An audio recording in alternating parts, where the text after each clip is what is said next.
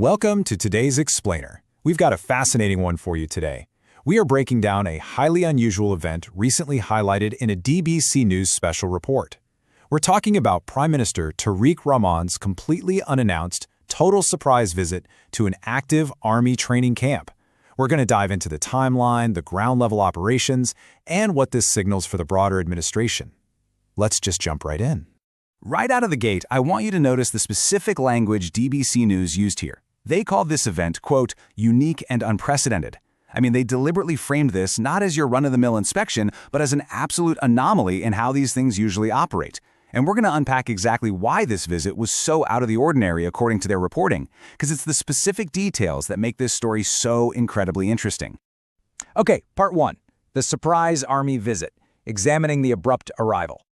So let's ground ourselves in the facts. Here is exactly how that morning unfolded. On July 7th, bright and early at 9:20 a.m., the Prime Minister arrived at the Singar Upazila.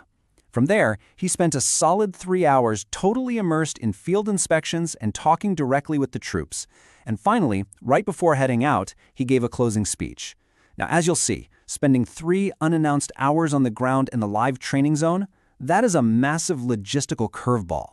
And just to give you the exact geographical context here, the report notes this all went down at the summer training camp of the 8th Bangladesh Infantry Regiment.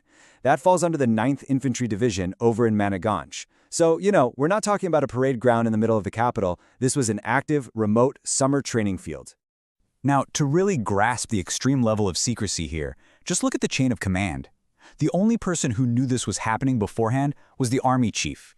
Meanwhile, and this is crazy, the general officer commanding, the commanding officer of the unit, basically all the relevant officers on the ground who were literally running the camp, they were kept completely in the dark. Picture the absolute shock of those local commanders when the Prime Minister just suddenly materialized in their training area. It's a logistical rarity, and that is exactly why DBC News hit so hard on the surprise element.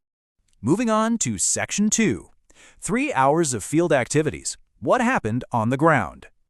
The report breaks his movements down into a super active sequence. Step 1, he didn't just casually observe from the back of a vehicle. He actually walked a vast area of the terrain on foot to inspect the farm base.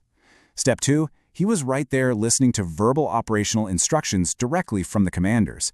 And Step 3, he witnessed live raid drills. He was getting this first-hand, up-close look at realistic battlefield prep and weapon strategies. He basically plunged himself right into the operational flow of the whole camp. But the engagement wasn't just physical, it was highly personal. He actually got right down into the trenches to exchange views on tactics. The report specifically points out that he went out of his way to check on soldiers who are heavily camouflaged, literally guys hidden in the leaves for their drills. And honestly, perhaps the most notable part, he actually sat down, shared their basic field rations, and drank tea with them. It just paints this incredibly vivid picture of a ground-level connection that goes way beyond your standard VIP visit. And according to DBC News, the impact of all this was immediate. The network reported that breaking away from those strict formalities and showing that sincere, informal behavior really created a massive surge of motivation. For the deployed soldiers, having the head of government share their food and check their camouflage, the report describes it as a very special moment of inspiration and encouragement for them in their duties. All right, Section 3, attending top officials, the high-profile entourage. So while this visit was a total blindside for the camp itself, it was actually executed alongside the absolute top tier of the nation's military and defense leadership. We're talking General Waqar-uz-Zaman, the Army Chief, alongside Brigadier General Dr. AKM Shamsul Islam, the PM's defense advisor.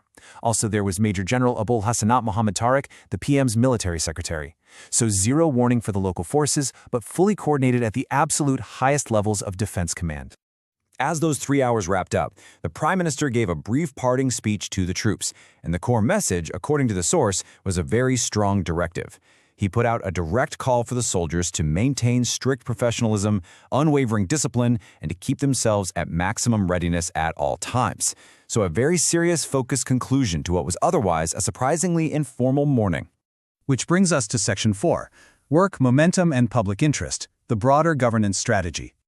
Zooming out a bit here, DBC News points out that this single military visit is actually part of a much broader administrative pattern by Prime Minister Tariq Rahman.